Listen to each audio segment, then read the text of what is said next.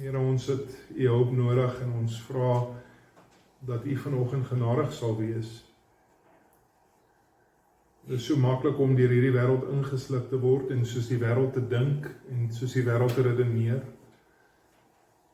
Ons word soms onder baie druk geplaas, Here, en dan is dit maklik om te dink, ag, kom ons gaan 'n kompromie aan. Ek bid dat U vir ons sal help, dat ons hulle sal wees wat U sal lief hê meer as mense. En dat ons sal begeer om U te eer, meer as wat ons sal begeer om mense te eer. En dat ons nie sal vrees vir dit wat 'n mens aan ons kan doen nie, maar hom sal vrees wat in staat is om ons siel vir ewig in die hel te werp. Ek bid, Here, dat U vir ons daarom sal wysheid gee in ons daaglikse lewe in hierdie wêreld. Ons bid dit in Jesus naam. Amen. In die laaste deel van Handelinge hoofstuk 5 is die apostels in 'n baie moeilike situasie, want die hoëpriester kom na hulle toe en verbied hulle om die evangelie te verkondig. So, wat gaan hulle doen? Wat gaan die apostels van die Here Jesus Christus doen wanneer hulle verbied word om die evangelie te verkondig? En dan lees ons in Handelinge 5 vers 29 hierdie woorde. En Petrus en die apostels antwoord die hoëpriester en sê, ons moet aan God meer gehoorsaam wees as aan mense. Nou, gelowige mag in 'n situasie homself bevind waar hy voel hy het nie 'n keuse as om te lieg nie. Of waar hy dink dat lieg is die regte antwoord op die situasie waarin hy homself bevind. En ek dink hierdie stelling van die apostels help ons om reg te redeneer oor dit. En so die vraag vanoggend is, mag 'n gelowige ooit lieg? Is ons ooit geregverdig om te lieg? Is daar ooit 'n situasie waar 'n gelowige kan sê, ek het nie 'n ander keuse gehad as om te lieg? Mag 'n gelowige lieg? Wat sê die Bybel? Dis ons eerste gedagte vanoggend en ons gaan kyk, wat leer die Bybel ons oor leuns? Ek dink nie enige van ons kan vra hê oor wat die Bybel sê oor leuns nie, nê. Exodus hoofstuk 20 vers 16, baie duidelik uitgespel, die 8ste gebod, jy mag geen valse getuienis teenoor jou naaste spreek nie. Maar dis nie net in Exodus 20 waar ons daai ding sien nie. Oor die hele skrif, oor en oor word dit herhaal, daai verse wat in hakkies is al die verse, net 'n paar van die verse, ek sê nie al die verse nie, wat net vir ons bloot wys dat God het 'n afskeid aan leuns en dat ons mag nie lieg nie. Jesus se verwagting is baie eenvoudig in Matteus hoofstuk 5 en vers 37 en hy sê net, jou ja moet ja wees en jou nee moet nee wees. Geen iets anders nie, want alles buite dit is uit die bose, sê hy. Efesiërs hoofstuk 4 en vers 25 sê dat die gelowige is nou klaar met leuns. Hy's klaar met baie ander dinge ook, sê dit daar, maar hy's klaar met leuns en ons moet nou hulle wees wat in steede die waarheid elkeen met sy naaste spreek. Ons moet mense wees van die waarheid. Leuns kan nie stryd met 'n lewe van gehoorsaamheid aan God nie. Want leuns eer God nooit. Maar hier's 3 redes hoekom jy as 'n gelowige altyd die waarheid moet praat en nooit moet lieg nie. Die eerste rede is jou Christelike integriteit. Paulus skryf aan Titus, verskoning in Titus 2 in vers 7 en 8. Nou onthou, hy skryf van 'n predikant hier, maar hy sê, betoon jou in alles 'n voorbeeld van goeie werke, met onvervalsheid in die leer, waardigheid, opregtheid en laat jou woord gesond wees en onweerspreeklik wees, sodat die teenstanders beskaam kan word en niks slegs kan hê om van julle te sê nie. Nou, ek sê dis vir 'n predikant geskryf, maar die verwagting van 'n predikant is niks hoër as wat die verwagting van jou is. Elke gelowige moet hulle wees wat vas staan in die waarheid. Ons moet optree in ooreenstemming met ons geloof, wat beteken dat leuns is iets waarmee ons moet klaarmaak. 2 Korintiërs hoofstuk 4 vers 2 sê, ons het van heimlike dinge wat skadelik is afstand gedoen. En ons wandel nie in die listigheid en die vervals die woord van God nie, maar deur die waarheid aan die lig te bring, beveel ons by elke menslike gewete voor God aan. Jou Christelike integriteit verwag dat jy nooit sal lieg nie. Die tweede ding wat jou moet verhoed as 'n gelowige om ooit te lieg is jou begeerte. Wat is jou begeerte as 'n Christen bo alles? Ek hoef nie vir julle te sê nie, Jesus het klaar vir ons gesê, nee, Matteus 6 vers 33 sê hy, bo alles wat moet ons soek? Soek allereers die koninkryk van God en sy geregtigheid. En die Bybel maak geen leuen daaroor, of geen geheim daarvan, verskoning, dat God leuns haat, en nie net bietjie haat nie, maar haat met 'n uiterste haat. En so daar is nie 'n manier wat jy as 'n gelowige hier kan staan en eerlik voor God kan probeer selfs om te regverdig dat jy mag lieg nie. Wat ook al jou omstandighede is, waarin jy mag voel dat jy mag dalk voel dat jy selfs gedwing voel om te lieg. Moet ons onsself herinner aan dit waarvoor die apostels opgestaan het. Waarvoor die martelare deur die eeue opgestaan het. Handelinge hoofstuk 5 vers 29, ons moet aan God meer gehoorsaam wees as aan mense. As Christen begeer jy bo alles om in alles God te eer. En God kan nooit geëer word as ek leuns vertel. Maar wat van jou Christelike getuienis? Dis die derde rede hoekom jy as 'n gelowige nie mag lieg nie. Jy het 'n verantwoordelikheid om 'n getuienis uit te leef, is dit nie? Matteus 5 vers 13 en 14 sê Jesus, ons moet die sout van die aarde wees en die lig van die wêreld. Nou wat vra dit van my? Dit vra van my dat ek moet reg doen, al doen almal om my verkeerd. Dit vra dat ek moet reg doen, selfs al vereis iemand van my om te doen wat verkeerd is. Daniël is 'n uitstekende voorbeeld hiervan. Hier kom 'n man, Daniël, hy is in die mees goddelose situasie waarin jy jouself moontlik kan indink, en hy's besig om daar te werk en nog steeds staan hy vas by die waarheid. Nog steeds staan hy vas as 'n man van integriteit.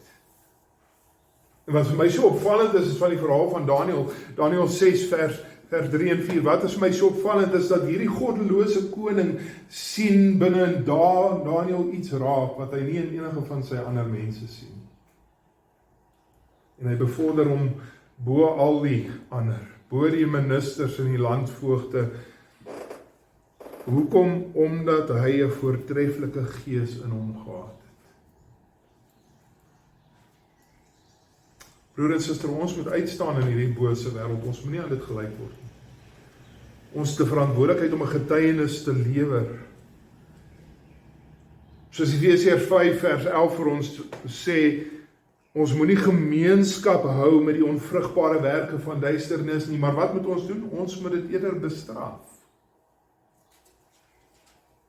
Dis wat jou getuienis van jou verwag. En so broer en suster, die verwagting van elke gelowige is nie dat ons soms die waarheid praat nie dat ons die meeste van die tyd die waarheid praat nie, maar dat ons altyd uit sal gaan om die waarheid te praat.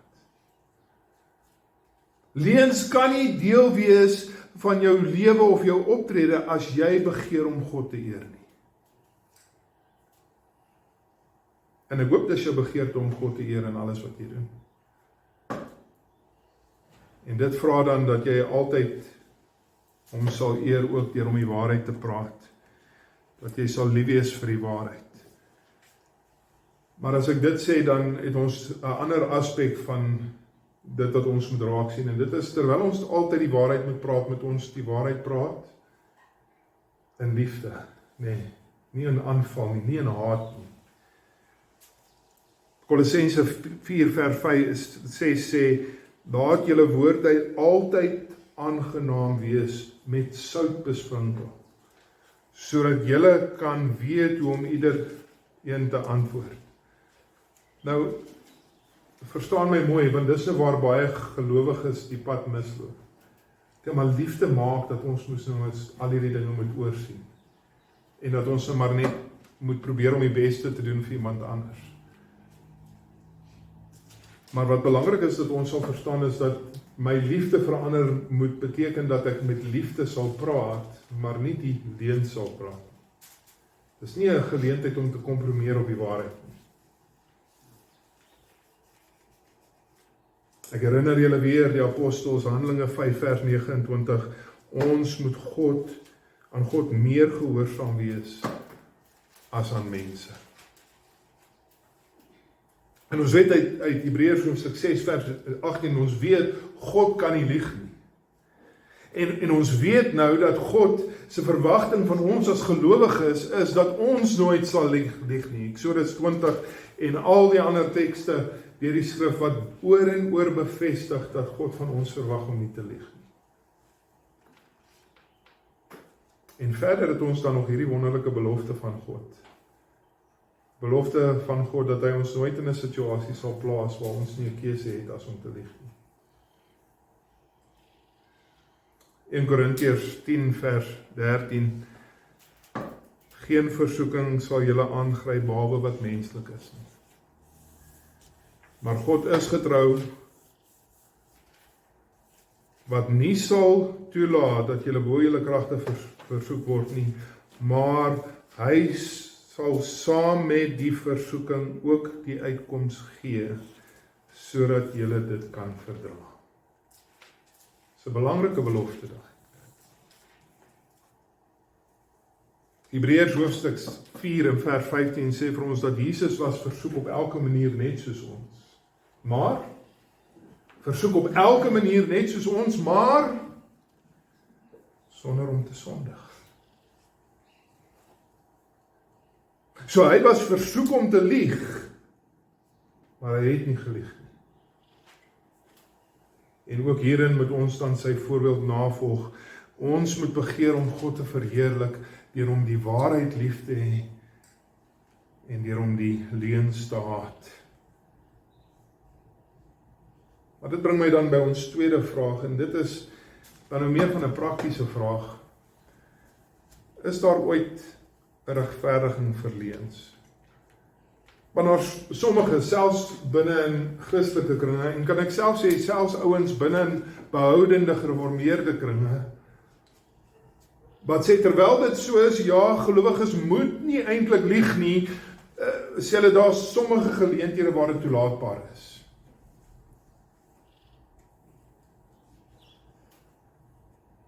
En hulle gryp selfs na Bybelverse om dit te regverdig. Dit sê daar's Bybeltekste wat wys dat omstandighede soms beteken jy mag lieg. En dan andersins verduidelik hulle ook omstandighede waar hulle dit dan vir jou probeer oordra, dat situasies soms so is dat nie net dit reg is vir 'n gelowige om te lieg nie. Hulle gebruik selfs illustrasies om vir jou te sê, maar 'n Christen het nie 'n ander keuse as om te lieg nie. En so ons gaan nou vir 'n oomblik bietjie kyk na daai twee. Eerstens na die Bybelverse wat hulle gebruik om te sê, hierdie verse sê ons mag lieg, en dan ander om te sê, hier's omstandighede waarin 'n Christen 'n verantwoordelikheid het om te lieg.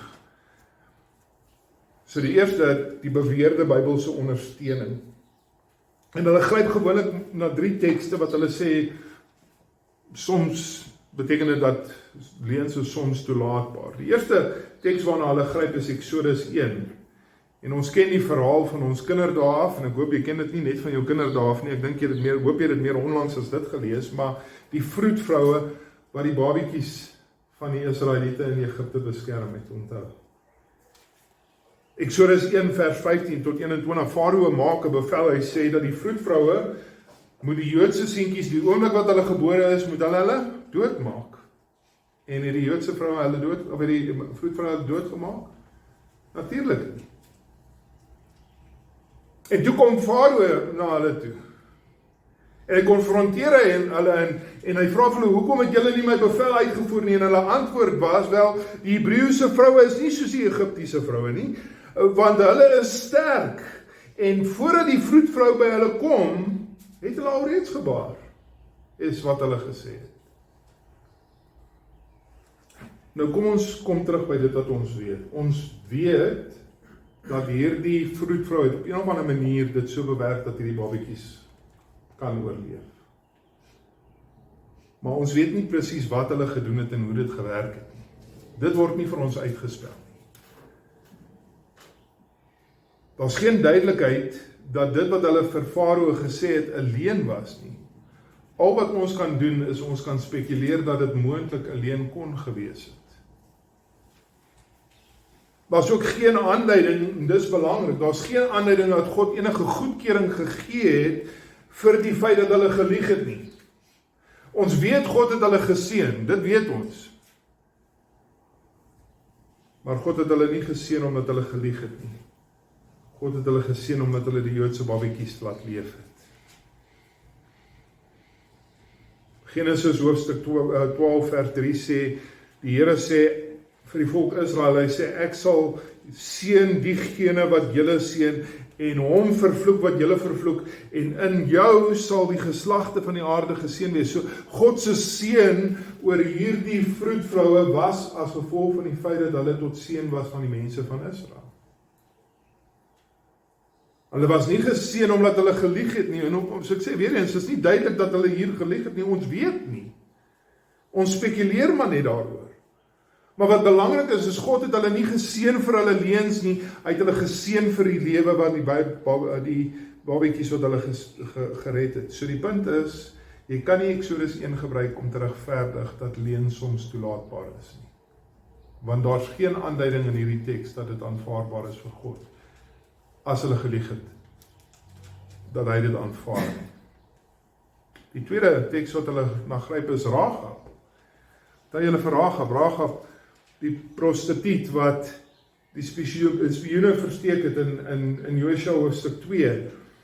En die Joodse spioene kom in haar huis, by haar huis, en sy steek hulle weg onder die valstoppels op haar huis se dak, en dan die volgende oomblik, die koning van Jericho stuur dan manne na haar toe om haar te kom vra.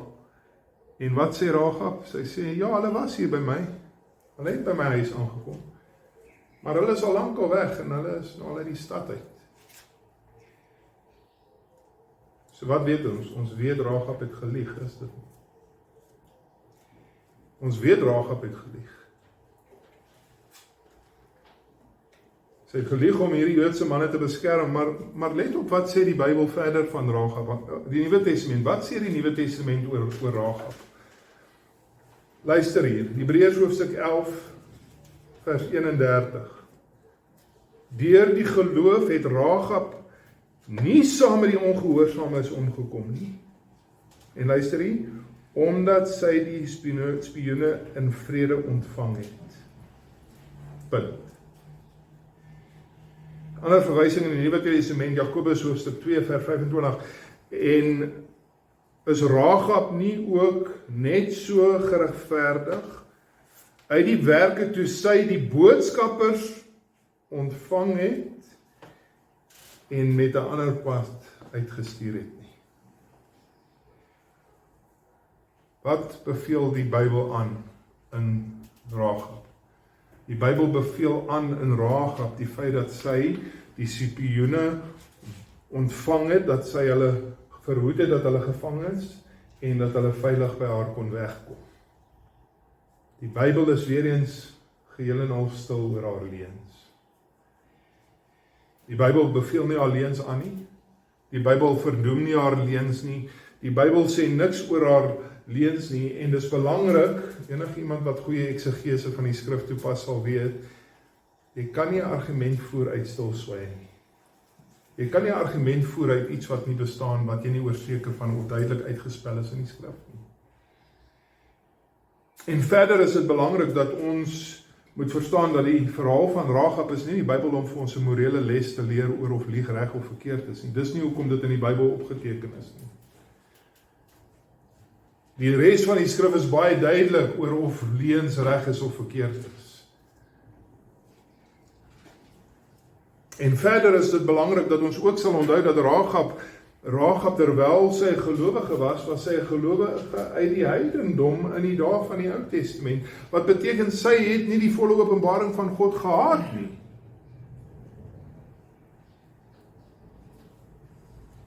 Met ander woorde, sy kon oortuig gewees het, en sy mag dalk geglo dat dit nie verkeerd was om te lieg in hierdie omstandighede nie. Wat sê Paulus in Handelinge hoofstuk 17 vers 30? Paulus sê in Handelinge 17:30, hy sê, God het dan in die tye van onkunde oorgesien, en die verkondiging nou aan elke mens oral, dat hulle moet bekeer. So wat probeer hy sê, is Paulus se argument is, julle wat nou uit die heidendom kom, en dis met wie hy praat, hy sê, in die ou dae, voor die openbaring aan julle bekend was, het God oorgesien dat julle in onkunde opgetree het. Maar nou is die waarheid aan julle verkondig, nou moet julle volgens daardie waarheid handel. Ons ken die waarheid oor leuns, ons weet hoe God daaroor voel. En sê Jesus self vir ons, is dit nie dat ons geoordeel sal word op grond van ons kennis, nie waar nie? Lukas hoofstuk 12 vers 37 en 38, en daardie diensknegt wat die wil van sy Here geken het, en nie klaar gemaak het en volgens sy wil gedoen het nie, sal met baie slaag geslaan word. Maar hy wat nie weer geweet het nie, en gedoen het wat slaag verdien, sal met min slaag geslaan word, en elkeen aan wie vele gegee is, aan hom sal veel gevorder word. En aan wie met veel vertrou is, aan hom sal oorvloedig geëis word. Baie duidelik kan ons nie vir 'n oomblik dink dat Rahab se verhaal 'n regverdiging gee en sê dat God sê soms is leuns toelaatbaar nie. Die derde voorbeeld wat hulle uit die skrif uitbring om vir ons te sê dat soms is dit reg vir gelowiges om te lieg, is die verhaal van Samuel wat vir Dawid salf. Nee? In Samuel hoofstuk 16. Die Here sê vir Samuel, jy moet vir Dawid gaan salf as koning, maar wie is koning op die oomblik? Saul is nog koning.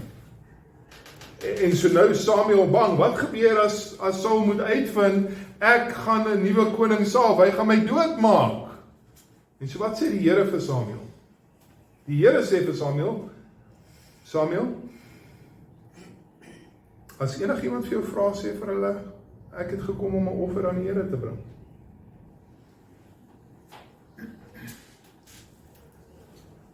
En dit is so, die Here het hom gestuur om 'n offer te bring. Die Here het ook vir hom gesê om al die seuns van Isaai en al sy seuns te nooi. Maar die Here het hom ook gestuur om Dawid te salf as koning. Maar hier is my vraag, het Samuel gelieg? Want die stadsouderlinge het na Samuel toe gekom, hulle het vir hom gevra, Samuel, kom jy in vrede of kom jy om moeilikheid te maak? Kom jy in vrede? En sy reaksie, wat het hy gesê? Hy sê, nee, ek het gekom om vir die Here 'n offer te bring. Ek kom in vrede, want ek het gekom om vir die Here 'n offer te bring. Hulle het nie gevra of hy gekom het om Dawid as koning te salf nie. En Samuel het nie aangebied om vir hulle te sê wat hulle nie geweet het nie. Daar's geen leuen hier nie. Wat Samuel gesê het was waar, hy het gekom om vir die Here 'n offer te bring. Hy het nie nodig gehad om vir die stadsouderlinge te sê dat hy gekom het om Dawid as koning te salf. Matteus hoofstuk 10, en hierdie is belangrik, Matteus hoofstuk 10 vers 16, Jesus sê, ek stuur julle so skape onder wolwe in. Wees dan versigtig soos slange, maar wees terselfdertyd so opreg soos duwe. Doen wat reg is, maar as dit nodig is, dan het jy nodig om al die moontlike maniere te gebruik om daar die waarheid nie noodwendig jouself in die situasie, jy hoef jouself nie in 'n situasie te vind waar jy in die moeilikheid kom vir dit. Ons moet in hierdie bose wêreld wys wees, maar ons moet terselfdertyd in hierdie bose wêreld altyd die waarheid spreek. So daai is die 3 tekste waarna hulle gewoonlik gryp, en ek dink julle sal met my saamstem, daar's nie een van daai tekste wat 'n werklike regverdiging gee vir leuns nie. Maar dit bring my dan by die beweerde regverdigingsverleens wat hulle dan nou vir ons as voorbeelde gee. En die eerste is 'n beskerming van lewe. Wat gebeur as iemand se lewe in gevaar is? En hulle skets altyd hierdie prentjie. Jy is 'n Christen in Duitsland in die dae van Hitler. En 'n Jood kom klop aan jou deur. 'n Jood kom klop aan jou deur. Asseblief, steek my weg. En jy nooi hom in en jy steek hom weg. En dan kom die volgende oomblik. En dis 'n Nazi-soldaat en hy vra, is daar enige Jode in jou huis? Altyd die voorbeeld wat hulle gebruik om te sê dat dit soms regs is vir 'n gelowige om te lieg. Maar dis vir my interessant, want eintlik is dit dieselfde argument, soortgelyke argument ten minste aan dit wat die Fariseërs met Jesus probeer doen het. Onthou julle in Matteus hoofstuk 22 vers 15 tot 22, dan kom hulle na Jesus toe en hulle sê, is ons nou veronderstel om belasting te betaal? Moet ons belasting betaal? En dan, wat maak Jesus? Hy sê, gee gou vir my 'n muntstuk daar. Wie se gesig is daarop? Wie se afskrif of beeld is daarop? En hulle antwoord? Die keiser se. En dan het Jesus se woorde, hy sê, gee aan die keiser wat hom toe kom en gee aan God dit wat hom toe kom. Dat is my punt, kom ek probeer om verduidelik. So Edgar Allan Poe, hy het 'n baie interessante voorstel vir daai vraag oor die Jood in die nasie. En hier sy voorstel, hy sê, steek altyd iets in die oopte weg. Luister mooi wat ek sê, steek altyd iets in die oopte weg. Om nou 'n voorbeeld te noem, as jy 'n boek wil wegsteek, wie was die beste plek om 'n boek weg te steek? Op 'n boekrak, of in 'n biblioteek. As jy 'n kar wil wegsteek, waar is die beste plek om 'n kar weg te steek? In 'n besige parkeerarea, parkeergarage. Dis die beste plek om 'n kar weg te steek. So wat sy punt is, steek altyd iets in die oopte weg. So as jy 'n Jood in jou huis moet versteek, laat hy saam met jou die voordeur oopmaak vir daai Nazi-soldaat. En as die Nazi-soldaat vir jou vra, steek jy enige Jode weg, dan sê jy, nou wie sou so dwaas wees? Het jy gelieg?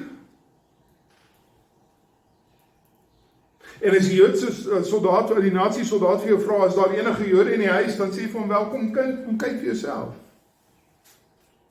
Sy argument is dat die laaste plek waar iemand soek, is dit by dit wat reg voor hulle oë is.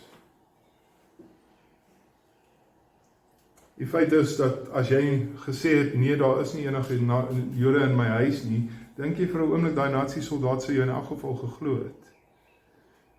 Hy gaan in elk geval daai huis deursoek. En as jy gesê het, nee, en daar is 'n Jood binne in jou huis, dink jy gaan gemaklik daarvan afkom. Hy sou jou amper sekerlik nie glo nie, en dan gaan hy daai Jood vind, en dan is jy en daai Jood dood. Deur om iets in die oopte weg te steek, hoef jy nie te lieg nie, en terselfdertyd is dit jou beste kans om daardie persoon te beskerm. Die ander argument wat hulle voer om te sê, soms is dit nodig vir 'n Christen om te lieg, is die beginsel van liefde, né? Ons moet ons naaste lief hê, en soms beteken dit ons moet vir hulle lieg. En dis waar, Matteus hoofstuk 22 vers 39 sê, jy moet jou naaste lief hê, soos jouself, nie jou naaste lief hê so die beste wat ek kan nie, maar jou naaste liefde hê soos jouself. En so jy kan eintlik daai voorbeeld van die Jode en die nasie kan jy ook hier inbring, né? Maar daar is soveel ander geleenthede of ander situasies waarin jy jouself bevind, waarin jy mag dink, die beste en die mees liefdevolle ding vir my naaste is om te lieg. Soos byvoorbeeld, ek weet iets van jou, maar as ek dit vir jou sê, gaan dit jou baie seer maak. So ek sê maar net, ek weet nie.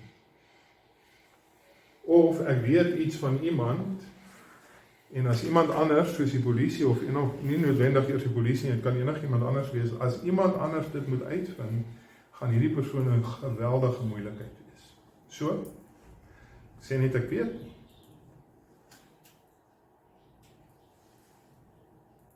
Naaste liefde is 'n opdrag van die Here, is dit nie? Die tweede gebod, maar dit beteken daar's 'n eerste en 'n belangriker gebod, is dit nie? Matteus 22 vers 38. Jy moet die Here jou God lief hê met jou hele hart, met jou hele siel, met jou hele verstand. Dit is die eerste en die grootste gebod. Alles wat jy doen, moet daardie eerste gebod gehoorsaam. Alles wat ek doen, moet liefde vir God wys uit my hele hart, uit my hele siel, uit my hele verstand. En ek kan nie as 'n gelowige met eerlikheid sê dat ek ooit God sal lief hê, of God sal eer deur die manier wat ek optree as ek lieg nie.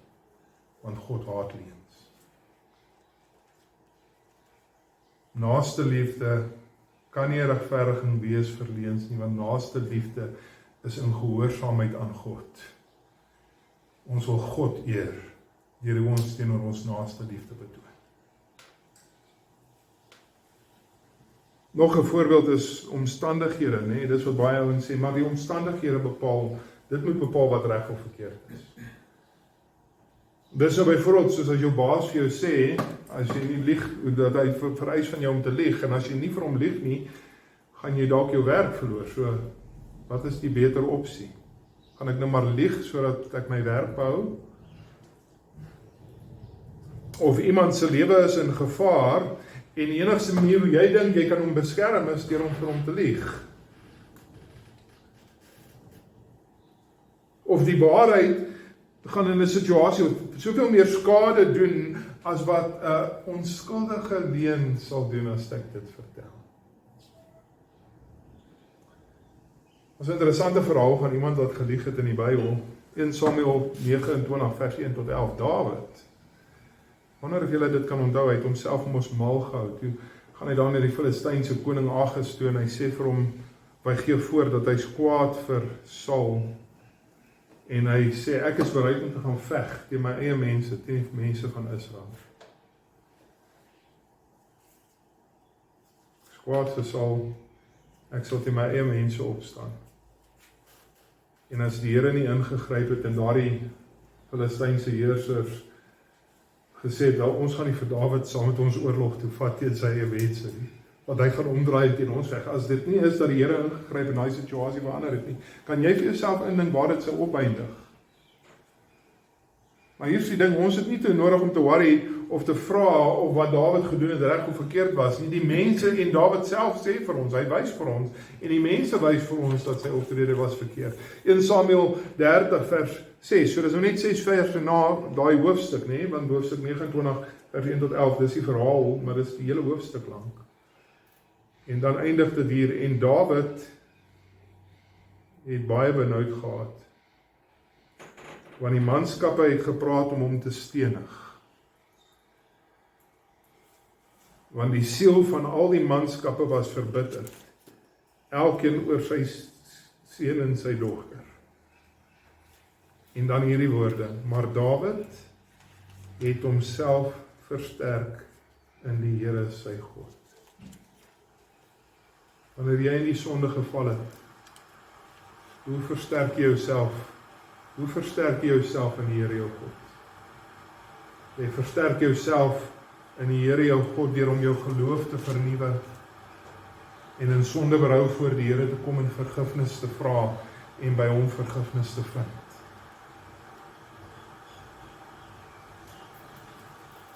Dawid se optrede was sonde. Dit regverdig nie sonde nie. Hy sê self, dis sonde. En die volk wys vir ons dis sonde. Die laaste illustrasie of die laaste voorbeeld wat hulle baie keer gebruik is, maar ek het nou gelieg, maar alles werk nog steeds vir my reg uit. Daai argument, nee. Ek het gelieg, maar dinge werk nog steeds uit. Maar kom ons wees met mekaar eerlik, dat dit is baie moontlik dat jy dinge kan doen wat verkeerd is in die oë van die Here, en dinge werk nog steeds altyd vir jou uit. Ek hoef nie vreeslik ver te gaan nie, ons bly hier in Sandwit Park, is dit nie. Nou, dit is nie 'n spesifieke punt op hulle nie, maar van die rykste en mees invloedryke mense in die wêreld is bose mense wat God niks eer wat hulle doen.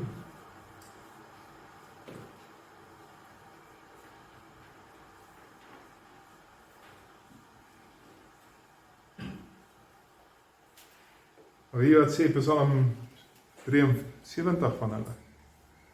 Psalm 73 sê dat daar die rykdom van die bose is hulle ondergang. Dis wat hulle lei na die verderf. Die feit is dat as alles reg uitwerk, beteken dit nie dat dit is dat ek reg gedoen het nie. Beteken nie ek is geregverdig as alles reg uitgewerk het om 'n leuen te vertel het nie. Ken julle van iemand anders? Weet julle van iemand anders wat alles verkeerd gedoen, alles gedoen het teen die wil van die Here en alles het vir hom uitgewerk? Kan ek julle vertel wie dit is? O Jona. Nee? Jona. Jona wou nie gehad het God moet Ninive red nie, hy wou gehad het God moet Ninive vernietig, en wat maak hy? Hy vlug weg na Tarsus. En toevallig, nee, alles werk vir my. Toevallig kom hy en daar's 'n skip wat na Tarsus gaan. En toevallig is daar plek op daardie skip vir een vlugtende profeet. Alles werk vir hom uit.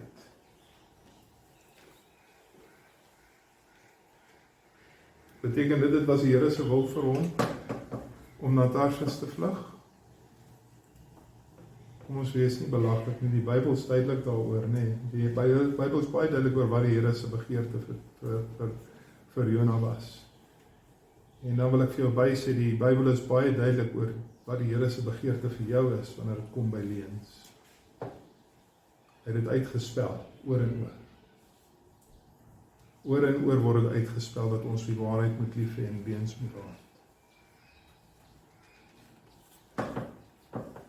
Genesis 20 vers 16 en talle ander tekste. Jy mag nie valse getuienis teenoor jou naaste spreek.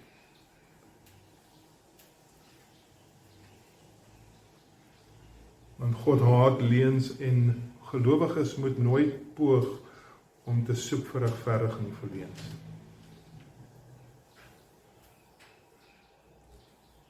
So wat nou as jou baas sê jy moet lieg en as jy dit nie doen nie, gaan jy dalk jou werk verloor. So wat nou as jy die waarheid moet praat, of as jy die waarheid praat, gaan iemand dalk sy lewe verloor. So wat nou as dit vir jou lyk asof daar geen ander logiese opsie is as om te lieg nie. Dan herinner ek julle weer aan wat ons verantwoordelikheid as Christene is. Dit wat die apostels uitgespel het, Handelinge 5 vers 29. Ons moet aan God meer gehoorsaam wees as aan mense. En as ons onsself in 'n situasie bevind waarin ons versigtig moet wees soos slange, en dat ons opreg moet wees soos duiwels, soos Jesus vir ons aan Matteus 10 vers 16 sê, wat moet ons doen as ons nie weet hoe om 'n situasie te hanteer, sodat ons God nog steeds sal eer in 'n moeilike situasie nie? Jakobus 1 vers 5. En as iemand van julle wysheid kort kom, laat hom dit van God bid, wat aan elkeen eenvoudig gee sonder om te verwyd. En dit sal aan hom gegee word. Maar lieg kan nooit 'n opsie wees vir 'n ware gelowige nie. Ons gehoorsaamheid aan God vereis dat ons hom sal lief hê meer as hierdie wêreld. Dat ons hom sal eer bo hierdie wêreld. En dan, broer en suster, wat ook al dan volg, moet ons rus in die soewereine wil van God. Want wat is sy belofte? Romeine 8 vers 28. Ons weet dat vir hulle wat God lief het, alles ten goeie sal meewerk. Amen. Kom ons bid.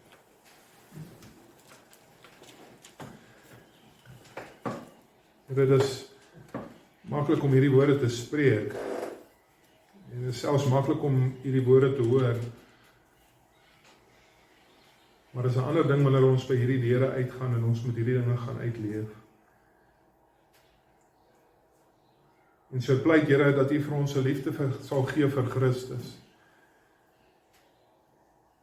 En as ons lief is vir Christus en ons is lief vir die Vader, dan sal dit beteken dat ons is lief vir U woord, dat ons U wil gehoorsaam. En ek bid Here dat U vir ons sal help, dat ons dan sal bereid wees om op te staan, selfs al is dit ten koste, sodat U verheerlik sal word in ons hele lewe, ook wanneer dit kom by die kwessie van waarheid en leuns. Ons bid dit in Jesus naam. Amen.